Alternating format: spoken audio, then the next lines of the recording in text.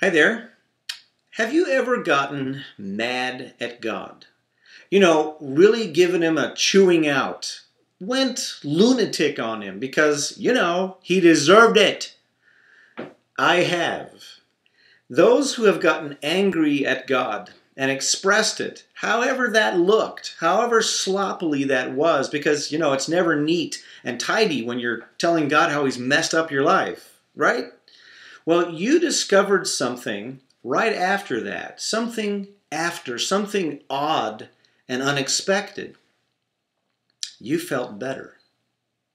Not immediately. There was a cooling down, a coming to your senses, maybe some embarrassment. After all, I just chewed out God. That's how I've experienced it, at least. But you began to feel better, at peace, even loved by God all over again, with nothing wrong between the two of you. Strange, wasn't it? Why did you feel better? It's not because, phew, I'm glad I got that off my chest and poured out my bag of fury. That's not why. You felt better because you gave your attention to God.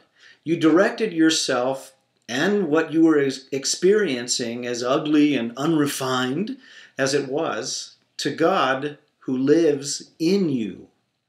And God, being God, produced in you what he is like with you. Even if you didn't think of, gosh, Christ is in me, I ought to talk with him, God knows where he is, and he behaves himself from there. You accidentally approached God like a crazy, out-of-control lunatic. And God did what he always does with crazy, out-of-control lunatics, crazy people. He cared for you. He calmed and loved you without even a hint that he was bothered with you or that he expected more of his little lunatic. Did you notice? Jesus shepherded you on the inside.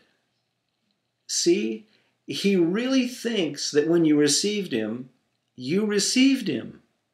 He moved in, had a heavenly party and everything. He's home in you, and he's making it obvious, right? This describes what the New Testament calls offering yourself to God, or sowing to the Spirit, with the foundation that God now lives in you. The offering or the sowing to God is not to God out there or to God who will meet me over there when I finally arrive, when I finally make it happen. No, your offering is to God in here now, to God who has arrived in you. This is the gospel. Even if you don't know that God was actually serious about making new dwellings for himself, a whole new way of housing, he's carrying on from where he is right now. And you noticed. You felt him. You felt better because he got to work. He got to work you. The old way of offering yourself to God, the old covenant way, was to think of yourself as separate from God, who would lead you because he was ahead of you, or he was over there and calling you to come with him. The pressure was on you to follow, and of course to keep following. The new covenant way of offering yourself to God is to believe what God knows to be true for all who've received him.